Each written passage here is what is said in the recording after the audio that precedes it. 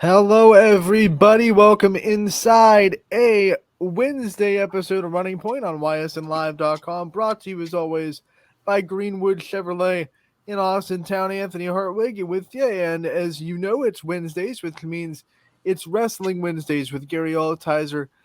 Gary joining us again for episode 11. We're in week 11. Gary, how we doing today? Doing well. Getting ready for this district tournament this weekend.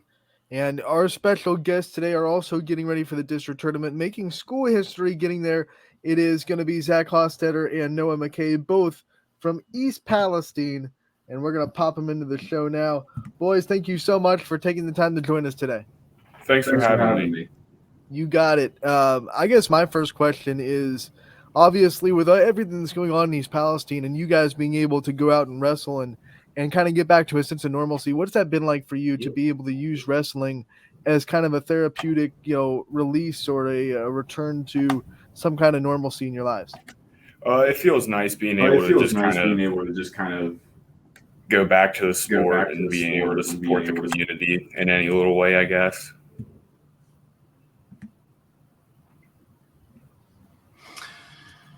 So you guys are making history at your school. You're the first two to ever do it. Is that drawing some interest from the rest of the kids in the high school? Talking to you guys about sports, saying they want to try it next year? I wouldn't say so. I've definitely heard some kids say they're going to try it, but it hasn't really brought a whole lot of interest out. What has it been like, this whirlwind of getting to districts and being, the first kids to do it at your school? What's that been like for you guys? It's a major accomplishment for both of us that we both achieved. Very proud of him. Oh, so you guys are getting ready for district tournaments, the first time, obviously, in your school's history. You guys have, you haven't experienced this yet, but you know that if you win, if you get in the top four here, you head to the state tournament. What are you guys doing to prepare? What are you doing to make sure that this moment isn't too big for you? How are you mentally getting prepared for this weekend? I'm just going to take it the same as any other tournament that I've wrestled. And we've just been practicing a little bit harder this week than we normally have, just trying to get ready for the newer competition, newer and tougher competition. Zach, what are you doing to get ready for your end on wrestling for districts? What are some things you're doing to get ready? I'm just working on just everything I have to work on. Shots are the main thing. I've been working on a lot of shots lately. Just trying to be my best for districts. So are you guys still practicing at home in your wrestling room at East Palestine, or are you guys traveling around a little bit this week, trying to see some different people? We've been traveling around. We've been going up to Boardman. They've been having some other schools come up there as well, along with us. We've been getting a lot of good work there. What's it been like to have, another school be able to allow you to do that and to open their arms and say that, yes, you can come practice in our facility? It definitely shows a difference in intensity and what we do raise our intensity up to in the room as a team and not just like individuals. We just all need to come together and just all put in the effort that we need to, that 100% effort. So as this is a new sport there in East Palestine, it's starting to grow. Things are starting, you're getting more and more guys and females out for the team. What does it mean for you to be the ones that have set the foundation for this, for this sport and, for this team? What does it mean to you guys to see it building? That was ultimately my goal because I knew we weren't going to be able to branch out and become that big overrunning team because of how young our team was. But I'm definitely glad to see that we're improving and we're building to become a bigger and better team just overall. Zach, for you and your perspective, Gary's question in the same light, what's it been like to kind of try to build this program? It's been hard. Trying to get kids to actually come out and try it is quite difficult, but the kids that actually come out and try it, they do enjoy it a lot. So for this weekend, do you guys have any goals? Obviously, I'm sure you want to get to the state tournament, but other than that, is there anything else that you two are focusing on for this district tournament? Just making it out alive. I guess would be the only thing to say. What are going to be some of your keys to doing that, to accomplishing that, Noah? Not get in my own head. I just need to focus on what's in front of me and just take it one step at a time and only just face my opponent that's in front of me. And then Zach, I'll turn the question to you. Same kind of question. What are some of your personal goals this weekend, and what are some things that you think you're going to have to do to accomplish them? Well, my personal goal is just to make it to the second day. If I make it to the second day, I think I'll be doing good. Personal goals, I would like to shoot a lot more, make a lot more offense.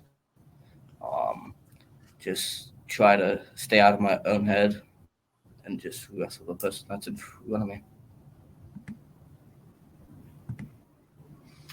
So a lot of things have been going on in East Palestine recently. Have you guys found the distractions to kind of been too much, or are you trying to just keep your heads down and focused on what you're doing?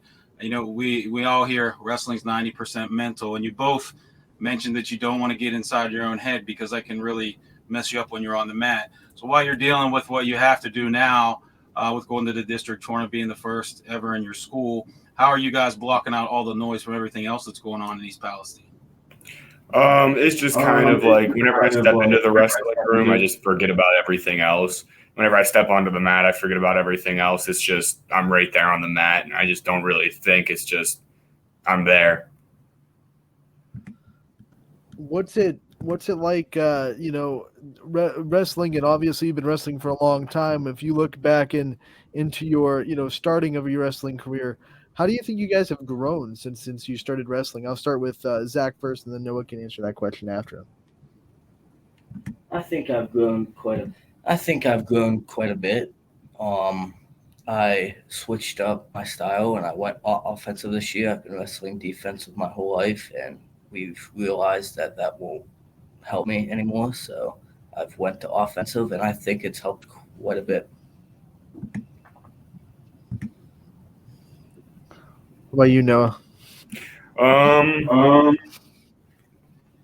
A lot of it was going through different schools, growing up, wrestling for a bunch of different places, learning different techniques from all different schools. All different schools have different identities and how they wrestle. So being able to pick up on the identities, that really helped through growing up. And then just learning how my body and how my length can advantage my wrestling.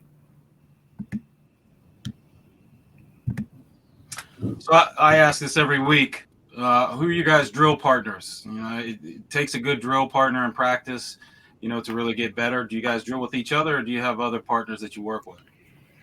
We drill with each other most of the time. About 85% of the time it's with each other. And then like the other 15% of the time we'll be practicing with other teammates. Zach, to the same question, what do you think is the biggest part or the biggest way that Noah makes you better while you're wrestling with him, while you're paired with him? Well, he helps me a lot because he's very lengthy, so it helps me overcome that length because I'm not as lengthy as him. So it helps me overcome that length to get better for my opponents.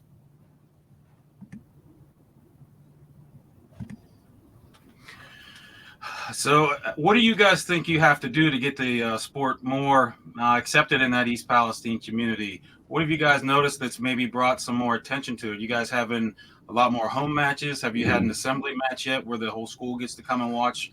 What is it you guys see that's going to help in the future build this program? We just kind of have to put it out there as a school and show it more, I guess. That way people can actually acknowledge it and see that it's here, and that way it's shown, I guess. for you, what would it mean to you if you were able to see this program grow? Obviously, you guys have put a lot of work into it. In maybe let's say 4 or 5 years, you look down, you look over at East Palestine, and you see, 6 or 7 more wrestlers in the program. What would that mean to you, being some of the first members to really go into districts and succeed in the program? I would love to see that, just as everybody, just to see more people come in and help them adapt in the sport. It's overall better to see more people in the sport, just because it's not as big as a sport as football or anything else, but it's just good to see people in it. Okay, so we have to ask this question every week too. What's your guys' favorite post weigh-in meal? Ooh. I'd probably go with 2 Egg McMuffins with a hash brown on each one. Oh, yes. That's a good one. Zach, what about you, bud? Oh, that one is hard. Probably sausage, gravy, and biscuits. That's a good one too. Oh, there you go. I think that is a phenomenal way to send you guys off. But before we do, I want you guys each to kind of give a shout out to all the people that support you, all the people that you wouldn't be here without, the people that are always in your corner. We'll start with Noah, and then we'll go to Zach. So Noah, give your shout outs to whoever you want to, shout out. I just want to say thanks to everybody that's ever cared for me, showed for me, and just put in the effort for myself. I'm going to put in the effort for everybody else that has. All right, Zach, your turn. I just want to say thank you to just everyone that's staying in my corner. My dad is a big part of this. My mom, my grandma is a real big part in this. So I just want to say thank you to everyone that has stood by me. Well, guys, I want to say thank you so much for taking the time to join us today. It was great to hear from you guys. You know that us and YSN and everybody at YSN keeping the East Palestine community in our very minds and our thoughts and everything like that. Great to see you guys succeed the way you have. Congratulations on everything. Good luck in districts, and we hope to talk to you again real soon. Yep, thank you. Yep, thank you. Boys. That were 2 wrestlers from East Palestine, both going to districts. First time in school history that they're going to be able to send wrestlers to districts. Zach Hostetter and Noah McKay joining us. We thank them for their time. Gary, I know you know them pretty well. You wrestle them in the EOAC. And what's it mean to you to see programs be able to send their first wrestlers of program history to state? I mean, it's a big deal, and it's great to see for that East Palestine program. Coach Hostetter's put in a lot of work there. Starting a wrestling team from scratch. We've talked about this before. It's so hard to do. Well, doing that at a school district where there is no history, there is no tradition, you're starting from scratch with a sport that's extremely difficult to start from scratch because you're not doing it in the backyard. If you are wrestling, you're not wrestling with the same rules. So it doesn't come easy. It takes a lot of mat time to do that. And when you're starting it in a district where there hasn't ever nobody walked through the halls, dad, or very few, I should say, grew up wrestling and talking about it. It's just not a part of the community there.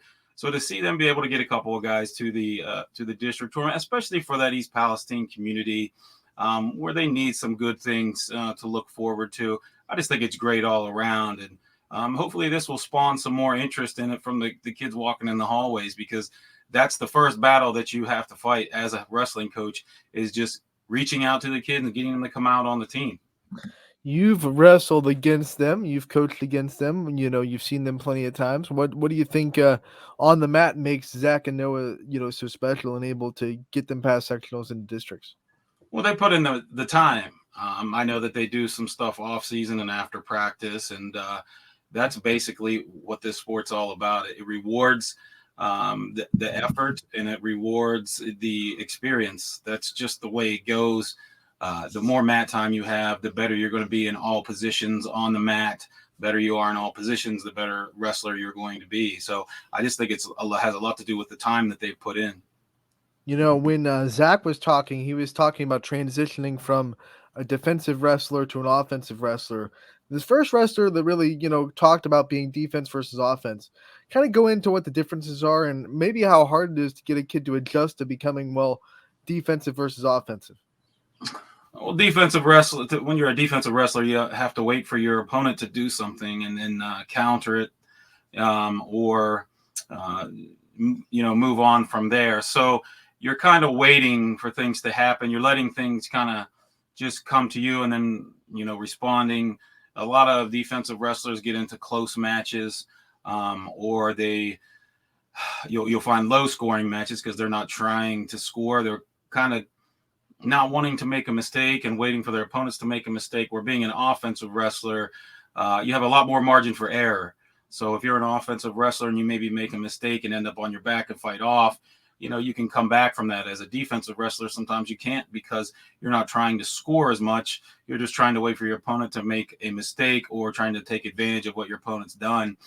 So I see Zach seeing the benefits to being an offensive wrestler. The more offensive you are in this sport, the better. There are obviously times that being defensive is good, and some wrestlers do well being defensive, but they just, like I said, they don't have the margin for error, and they don't have the slack in a match to do much or take many chances because the score is usually close. And then, obviously he said he had to transition from it. I mean, you've coached a lot of wrestlers. What's it like trying to get a kid to be more offensive and trying to get him into that offensive mindset and transition from being a defensive guy to being more of an offensive threat? Oh, it's very difficult. It's not easy at all. If you get a kid that's used to waiting or not used to shooting, man, it can be tough to get them out of that mindset where they're not afraid to take a chance and not afraid to go for it. And, we keep hearing this theme on this show. Every time we have wrestlers on here, they talk about the mental aspect. And they both said they didn't want to get into each other's heads. They didn't want to get in their own heads and start overthinking things. So you have to try to get that out of the wrestler and just tell them to just go for it. Don't overthink it. Just do it, just like you would in practice. Just go for it. It's not the end of the world if it doesn't work out. And the more comfortable they get with being uncomfortable, the better off they'll be as an offensive wrestler. All right. Obviously, those two are going to districts, and we had a lot of other kids also punch their ticket to districts in various locations around the area. Gary, you've had a chance to look at kind of some of the results and some of the guys that are moving on. What stuck out to you as far as the sectional rounds and some of the guys that really stood up and shined bright? So I just looked at some of the results. Austintown Fitch came in second place in their Division I sectional. I believe they have 10 moving on. Boardman has, I believe, 4. In Division II, Beaver Local, I believe, has 6. Southridge was runner-up in their sectional. I believe they have 8. I could be wrong on that one, though. Southern Local and United finished second and third at the Rootstown schedule. They both a sectional. They both have several kids moving on. It was kind of business as usual. There was a little bit of you see guys moving weights a little bit, but I didn't see anything that really shocked me this weekend. I didn't see results. I didn't see any big upsets. I didn't see any guys that should have been moving on that didn't, except for maybe one at our sectional. Other than that, it was kind of went how you expected. The sectional tournament is the first step, and a lot of the schools you see at the sectional tournament you've seen during the year, so you kind of get a feel for what's going to happen. Do you tend to see more surprises in the district rounds? A little bit more of unfamiliarity, a little bit more of a even playing ground per se in districts. So you tend to see more surprises in districts than you do for sectionals. Yeah, you definitely do. It's a big deal because it is you get through there, the top 4, you get to the state tournament. So you'll see a couple of things happen. One, sometimes you'll see kids check out mentally. They just maybe they've been making weight all year and they get there and they're just they're ready for the season to be over. And you'll see kids that are ranked high every year go 1-2 or 0-2 at the district tournament, and you can just tell that they're just not mentally in it anymore. And you'll also see the exact opposite of that, where you'll see kids who kind of just been doing their thing throughout the year, and then all of a sudden a light goes off and they're just a different person at this district tournament because they want to get to the state tournament. So those are the kind of the two things that you'll see, and you definitely see a lot more upsets, and you'll see a lot more surprises at the district tournament because everybody wants to be in that top four. There's 16, only 4 of you can go. So you'll see things, just crazy things happen, close matches, overtime. I mean, it's the semifinal, the consolation semifinal round at the district tournament is the most stressful round for any coach or wrestler, you ask me, because it's win or go home. And we call it the blood round. That blood round is where, dreams come true and hearts are broken. So it's most definitely a place where you'll see some surprises. Fans of other sports probably listen to us talking about the wrestling tournament and get a little bit, surprised that, you in other sport, your district, regional, state, there's no regional in wrestling. You go right from qualifying for districts, and then you districts qualifies you for state. That being said, how widespread are these districts? I mean, are they pretty much teams from your region and other sports come into your district for wrestling? Like, for example, we just saw Canfield playing a regional basketball last night, and CVCA was there. Canal Fulton Northwest were there. Not teams that would necessarily be in our district, but they are teams that are in our region. So how widespread are these wrestling districts? So, I mean, it's split up into Northeast, East, Central, and I believe Southwest.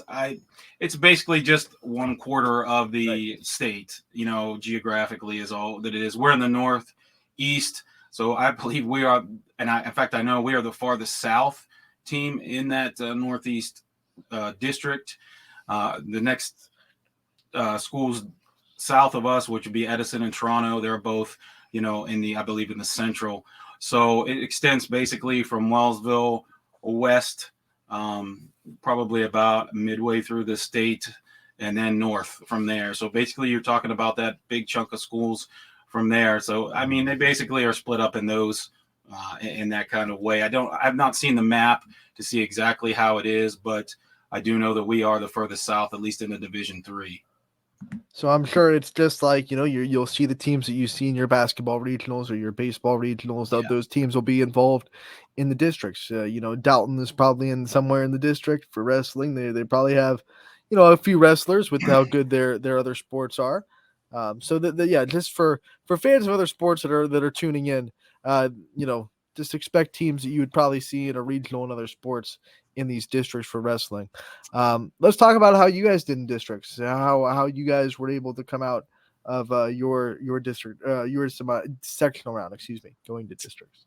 Yeah, Mason Sims won the 106-pound weight class. He pinned his way through the tournament. He had a really good tournament, had a couple other alternates. We did about what I expected we would do, and a couple of my younger guys, they continued to show some improvement. I'm excited for them for next year. But Mason, he really did a great job. He went in and he took care of business. He didn't mess around, and he got the first place. And that means if you're first place at the sectional, that means your first match you get to meet a fourth place placer from a different sectional. And then if you win that match, you get the winner of a second and third place match, which means from 2 other sectionals, a second place, and then a third place from a different sectional wrestle, and you go on from there. So basically, if you win your first 3 matches, you're going to the state tournament, and being a sectional champ is the best way to set yourself up to do that. So, also want to give a shout out to Waterloo, who had a couple of wrestlers move on. As everyone expected, Justin Fox, he's one of Waterloo's best. He moves on. So does Dubs Porter. Jeremiah Willis moved on from Waterloo. Braden Robinson is moving on as well, and Aiden King, also from Waterloo, will all move on to districts as well. So Waterloo, one of the teams that send us results. So I wanted to make sure they got shout out as well. Very good wrestling program, especially Justin Fox. He has a chance to really make waves in districts. Yeah, yeah. Coach John there does a good job with that Waterloo team. They're a fun team to be around. They're really cool guys there. And yeah, he's got a couple guys there that could make a run for that state tournament. I know Justin Fox is returning state qualifier, so seeing them do well, pretty much what I expected. They had a good sectional tournament. I believe they finished in like 4th or 5th place overall. And another thing, there is no regionals in wrestling, but the sectional and district is a lot different than it is like in basketball. Some of the basketball sectionals have like 4 teams in them. Our sectional had 14. So Right. your sectionals are pretty much everybody else's district in every other sport. You could basically think of them like that because there are a lot more schools involved. And then in the district there could be, heck, I don't know how many. You could have 40 or something schools or even more than that that have kids represented. So it's a lot different because it's an individual sport. And I'm not sure what swimming is like, but I do believe they have a sectional district and then a state tournament. So it's probably set up similar to that. Yeah, just so like for example in basketball, you'll have the super district where you'll have 25 to 30 teams in a district, and they'll split those into 2 brackets. So you might have 13 to 15 teams in one district bracket. So it's probably the same thing. Just you just move up one. Your sectionals are everyone else's district, and your district is everybody else's regional when you're talking about other sports. Listen to these nicknames too. Waterloo has nicknames for their wrestlers, and I've been loving seeing it. So Jeremiah Bullfrog Willis, that's a great one. Braden Beat Robinson and Justin Cheeseburger Fox. The Cheeseburger, I love it. That's every wrestling team has a couple nicknames. We have a wrestler on our team that we call Mac and Cheese. Mac and Cheese. He came to football practice one day, and his outfit looked like the same colors as a box of Kraft macaroni and cheese, and it is stuck. And even his dad bought a shirt off of our Takedown Club and had mac and cheese put on the back of it. So I'm not sure many people call him Caleb these days. So you asked our 2 guests how they prepare for districts. From your perspective, you've done this a while. You've prepared for a lot of districts. What do you think is the best way to fill this week and prepare from sectionals to districts going into a chance to punch the ticket to state? Keeping your guys loose. That's all. Basically, keeping them loose, keeping their minds at ease, not making the moment too big. And then the state allows, once you get onto the district week, the state allows you to go and practice with other teams. So during the season, you can only do that a couple of times, and you have to deem them a scrimmage. But in the postseason, you are allowed to travel around. So we went yesterday and wrestled with another team. So we'll do that at least one time during the week, and then the rest of the time we're just trying to get ready, get our minds right, sharpen up on things that maybe we need to get better at, and really just not take it too much out of our routine. Just kind of keep things the same, because when you get out of your routines, when you start overthinking things, and you just want everything to be calm and the guys to be ready. And it's so cool that you're able to go and practice with other teams. I'm sure that's an opportunity for you to reach out to your close friends in the coaching community that are around you, and they can come and they can help you. What do you see with my guys? What do I see with your guys? And kind of a second coaching staff almost when you're able to pick the brains of other coaches in those kind of practices. What's that like for you? Oh, it's good. It's nice to be able to see other kids, and the good thing with us being the furthest south team in this Northeast. Those teams, just like Edison, we can wrestle with those guys and not have to worry about, hey, we're going to see them on Saturday. So they're going to be in a totally different district. So we could wrestle with a team like Edison or a team like East Liverpool or Beaver Local. They're Division II. They're bigger than us, and we won't have to worry about seeing them either. So it's nice that the different division teams seem to mix, because you don't want to be wrestling in practice with a team that you might see that weekend. It's just not. It's not going to be good for either team to do that. So it's really nice to be able to go to these other places, get a different look, and the kids get a little bit of they get to see kids that maybe have a different style than what they're used to. So it's all around. It's a nice thing. I'm really glad the state allows it. Real quick, before we let you go, let's get a little district preview. Where are these districts being held, and who are some guys who you think are going to really do well in districts? So in a Division III, we go to Perry High School. That is way up north on the lake. It's the Right. first time it'll be held there. It's been held at Garfield Heights every year I've been a coach, except for this year. It's now switched. Garfield Heights now is actually a Division II site, and it's a great gym for a wrestling tournament. That Garfield Heights gym. You can lay down 4 or 5 mats straight down across. It's a huge gym, and it's finding a gym that has enough room for wrestling tournament is not easy, especially a bigger wrestling tournament. So I'm hoping that Perry High School has a big gym as well. We've been to Perry a couple of times for these basketball tournaments, and it's spacious. Nice. Well, that's good. So. Good to hear. Yeah, so we'll be there at Perry. There's another one at Harrison Central. That's where Edison will be. Division II will be at Garfield Heights, Norwalk, Steubenville, and Wilmington. In Division I, it's at Hilliard, Darby, North Canton, Hoover, Kettering, Fairmont, and Perrysburg. So those are your 12 different district sites around the state, and they will, they basically represent 1/4 of the schools in that division. Nice reminder for people that want to go to the Perry district. You are going to Perry, Ohio, not Massillon, Perry. Massillon, Perry. Don't make that mistake.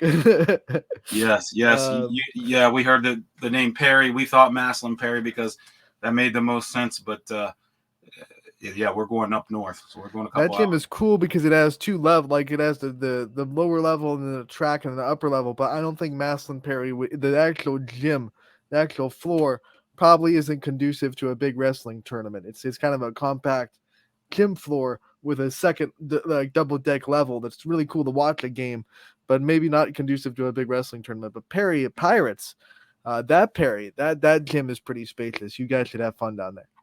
Oh, that's music to my ears, I'll tell you that.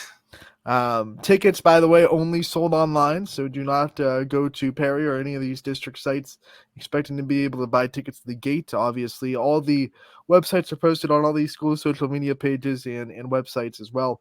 OHSAA.com. I think it's the /tickets. Just search for your region and your district. You can buy tickets online there the same way you would for basketball, football, every sport, online only. So just a reminder there. Gary, good luck in districts. We wish you the best of luck. Thanks for coming on again for episode 11. And next week we'll talk about, who punched their ticket to state, and we'll preview the state tournament. I can't wait. It's that time. All right, Gary, we'll see you next week for episode 12. Thanks for coming on again, and have a good week as well. Thanks.